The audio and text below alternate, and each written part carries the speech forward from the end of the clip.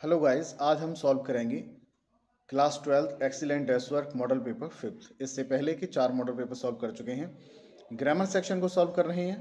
पहला क्वेश्चन है डायरेक्ट का है। I often say to my friends you are all very dear to me. तो क्या कर देंगे, आई ऑफन और से टू को बदल देंगे किसमें, टेल में। I often tell my friends that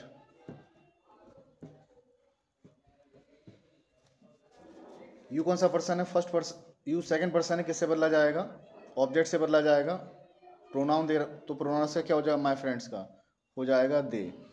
अब ये रिपोर्टिंग वर्ब प्रेजेंट टेंस में दी है, तो रिपोर्टेड स्पीच के पार्ट में कोई परिवर्तन नहीं होगा, क्योंकि ये रूल होता है कि रिपोर्टिंग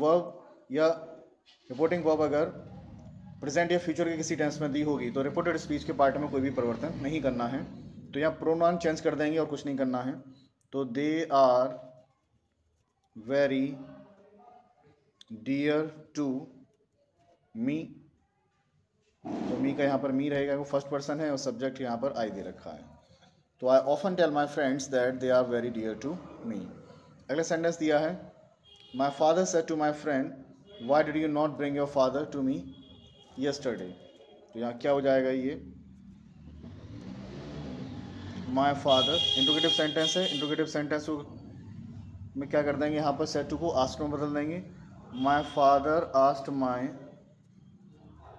फ्रेंड्स। इंट्रोगेटिव वर्ड दिया है तो उसे उसी से जोड़ देंगे। वाई कौन सा टेंस दिया है, पास्ट इंडेफिनिट में, पास्ट परफेक्ट में बदला जाएगा। यू सेकंड पर्सन है, ऑब्जेक्ट से बदलेंगे, यहाँ पर क्या हो जाएगा, why he had not, bring की third form, brought his father to me. First person है, सब्जेक्ट से बदलेंगे, क्या हो जाएगा, हिम। यस्टरडे को बदल देंगे the day before. My father asked my friend why he had not brought his father to him the day before. Combine any one of the following as directed. Synthesis का part आ गया है। Sentence दिया है, owing to his illness he could not go to college. Complex sentence में बदलना है तो बना देंगे। रीज़न दिया है तो रीज़न के लिए हम इसमें जोड़ देंगे, क्या हो जाएगा, he could not go to college, because से जोड़ देंगे इसे, because he was ill. Sentence क्या बना, he could not go to college because he was ill. ये कॉम्प्लेक्स सेंटेंस से बदल गया। अगला सेंटेंस दिया है, दो ही is poor he is happy. इसे आपको किस में बदलना है, कंपाउंड में बदलना है। तो बहुत ही आसान है, क्या कर देंगे, he is poor but he is happy. इसे हमने कंपाउंड में बदल दिया। अगला सेंटेंस दिया, change the following sentences as directed in the brackets to any. अब ये ट्रांसफॉर्मेशन का पार्ट आया। सेंटेंस दिया है, he is greater than I, तो इसे निगेटिव सेंटेंस में बदलवाया है, तो क्या हो जाएगा, I am not so great as he. अगला सेंटेंस दिया, they planted 2000 trees in our college last year. इसका आपको पैसे बनाना है। ऑब्जेक्ट इसका क्या है, 2000 ट्रीज, तो 2000 ट्रीज जो कि प्लूरल नंबर है तो क्या हो जाएगा, were. 2000 trees were planted by, देखो ऑब्जेक्ट देम, और ये ऐसे ऐसे लिख देंगे, in our college last year. तो 2000 trees were planted in our college last year. ये पैसे वॉइस हो गया। अगला सेंटेंस दिया, correct any one of the following sentences, I have been in this profession for 2018। तो इसमें एरर ढूंढना है कहाँ है, I have been in this profession, ठीक है, डेफिनेट टाइम दे रखा है, तो फॉर के स्थान पर यहाँ पर क्या आ जाएगा, सिंस का प्रयोग हो जाएगा पहले वाले में। फॉर के स्थान पर क्या लगा देंगे, since, I have been in this profession since 2018। Bread and butter are what we usually take for breakfast, तो ब्रेड एंड बटर ये कॉम्बिनेशन है, तो यहाँ पे आर के स्थान पर क्या हो जाएगा, इज हो जाएगा। Bread and butter is what we usually take for breakfast. अगला दिया है the synonym of despise, despise का पर्यायवाची पूछा है, तो डेस्पाइस का मतलब क्या होता है, घृणा करना, ठीक है, और घृणा करने की इसमें मीनिंग क्या आ गई, हेट। एंटोनिम ऑफ सेवियर, अब सेवियर का मीन क्या होता है, सेवियर का मीन होता है कठोर या सख्त होना। अब इसका एंटोनिम पूछा है, यानी कि माइल्ड हो जाएगा, माइल्ड का मीन्स क्या होता है, माइल्ड का मीन्स होता है कोमल। आगे देखते हैं, use the following words in sentences of your own so as to bring the meaning difficulty clear. अब यहाँ होमोनिम्स का पार्ट आया है, इसके मीन जानेंगे तो सेंटेंस में यूज़ करेंगे, और मीन आपको पता चल जाता है तो सेंटेंस में यूज़ कर ही लेंगे आप। तो पहला मीनिंग दिया है डोज, और डोज का मतलब क्या होता है, खुराक, दवा की खुराक होती है, कहते एक डोज उसको बोल देते हैं। और ये DOSE डोज, इसका मतलब क्या होता है, झपकी लेना,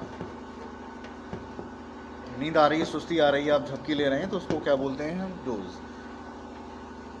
दूसरा पार्ट दिया है इसमें एडिशन, इस एडिशन का मतलब होता है संस्करण, और संस्करण का मीन क्या हो गया यहाँ पर, संस्करण का मतलब यहाँ पे है, और क्लियर कर लेते हैं, इसका होता है पब्लिकेशन सीरीज़, मतलब कोई बुक प्रकाशित हुई है तो उसकी जो पब्लिकेशन सीरीज़ है, कि कौन सी पब्लिकेशन सीरीज़ है उसकी बात चल रही है, तो एडिशन का मतलब होता है संस्करण, और पर्यायवाची इसका हम कह सकते हैं पब्लिकेशन सीरीज़। एडिशन, ये DDITION, इस एडिशन का मतलब होता है जोड़ना, किसी चीज़ को आप जोड़ रहे हैं उसको क्या बोलते हैं, addition. In the following questions out the 4 alternative choose one word, अब ये वन वर्ड सब्स्टिट्यूशन का पार्ट आया है। अब post without remuneration, remuneration means क्या होता है, रिम्यूनरेशन का मीन्स होता है वेतन, पारिश्रमिक, जो काम कर रहे हैं उसके वेतन की बात चल रही है। तो एक ऐसी पोस्ट जिसमें कोई वेतन नहीं मिल रहा हो तो क्या होता है, उसे बोलते हैं हम ऑनरेरी, का मतलब होता है अवैतनिक, तो इसका आंसर सी सही है। बाकी को भी जान लेते हैं। वॉलेंटरी, वॉलेंटरी का मतलब होता है स्वेच्छा से, कि कोई काम आप अपनी इच्छा से कर रहे हैं उसको बोलते हैं हम वॉलेंटरी। अगला दिया है सिनेक्योर, अगला मीन्स क्या दिया है, सिनेक्योर, और सिनेक्योर का मतलब क्या होता है, मतलब कोई आराम की नौकरी, ठीक है, एक दायित्वहीन पद, आपके कोई जिम्मेदारी नहीं है, बड़े आराम की नौकरी मिल रही है, बैठे हुए आप जॉब कर रहे हैं, ठीक है, कह सकते हैं लग्जूरियस जॉब, ठीक है, वो होता है सिनेक्योर। और इनवॉलेंट्री, इनवॉलेंट्री का मतलब होता है, जैसे वॉलेंट्री का मतलब स्वेच्छा से, इनवॉलेंट्री मतलब कोई काम अपनी स्वेच्छा से नहीं कर रहे हैं, वो हो जाएगा उसमें।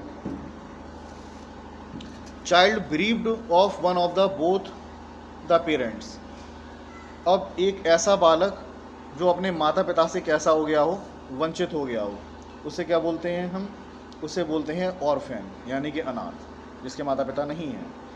अगला दिया है डिसोलेट, डिसोलेट का मतलब क्या होता है, उजाड़ या वीरान कोई चीज़ होती है उसे बोलते हैं।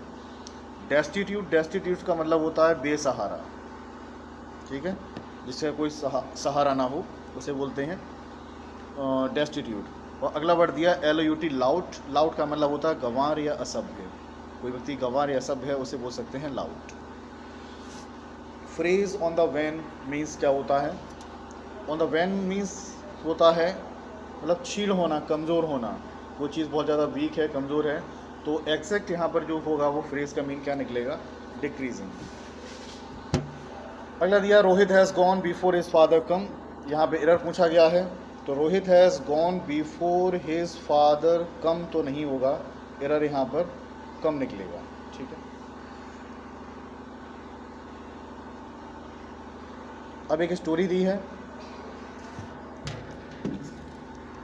स्टोरी को मैं बोल रहा हूँ, उसको आप लिख सकते हैं क्लियरली, ठीक है। बिना साहस के मनुष्य का जीवन मिट्टी के ढेर के समान या निर्जीव मूर्ति के समान होता है।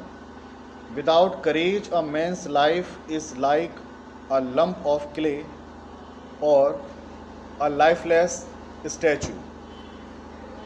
नेपोलियन के शब्द में असंभव शब्द ही नहीं था, there was no word impossible in the dictionary of Napoleon.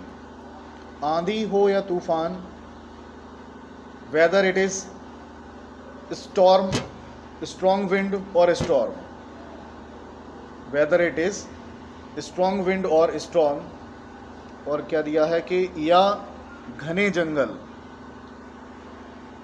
या घने जंगल सब कुछ चीरते हुए अपना मार्ग बनाएं.